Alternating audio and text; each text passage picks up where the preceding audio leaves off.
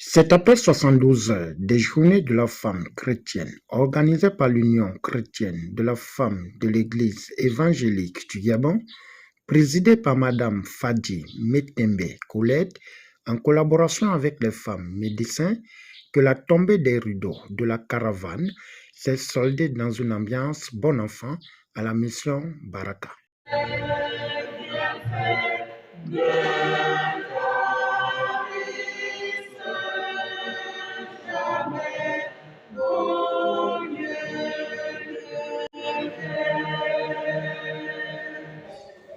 À nos autorités spirituelles et gouvernementales, à nos partenaires, à nos sœurs, les femmes médecins, à chaque servante et serviteur de Dieu, ainsi qu'à toutes et tous ici présents. À Dieu seul la gloire. Dermatologie, 22. Pédiatrie, 73. Gynécologie, 47. Médecine générale, 106. Cardiologie, 27. Rhumatologie, 21. Radiologie, donc les échographies, 7. Vaccination, 21. Psychologie, 17. Ça nous fait un total de consultations de 300. Applaudissons pour des femmes debout dans un monde blessé. Ce livre marque un tournant prophétique. Mardochée interpelle Esther à se lever face à la menace.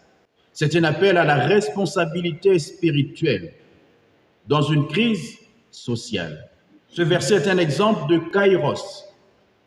L'instant T, c'est le moment qu'il fallait. C'est l'instant attendu depuis des années où des femmes peuvent se lever et dire « Je ne suis peut-être pas médecin par hasard. Peut-être que Dieu a voulu que je le sois pour sauver cette vie aujourd'hui et maintenant. » Après avoir peint un tableau positif des activités durant la caravane, suivi des conseils du pasteur officiant, la présidente Fadji Metembe Colette n'a pas hésité à donner son sentiment aux sorties de l'église. D'un devoir accompli. Parce qu'au départ, nous ne savions pas que notre action allait drainer autant de foule. Il y a peut-être eu des imperfections, ça c'est normal dans toute humaine, mais nous sortons de là satisfaits. C'est pour cela que nous allons rebeloter l'année prochaine, parce que l'année prochaine, ça sera mieux que cette fois-ci. Vous savez, nous sommes associés aux femmes médecins, mais ces femmes ont sacrifié une journée de leur labeur pour venir prester gratuitement. C'est un manque à gagner financièrement. Il faut que nous apprenions à sacrifier et à nous sacrifier. Et ces femmes se sont sacrifiées pour ces 3 jours de travail. Et lancer un appel aux populations. Oui, un appel aux populations. Je remercie d'abord toutes ces femmes médecins. Je remercie les partenaires, les administrations qui nous ont aidés aussi et nos pasteurs qui nous ont encadrés. Je remercie aussi la population qui est venue en masse pour bénéficier de cette prestation.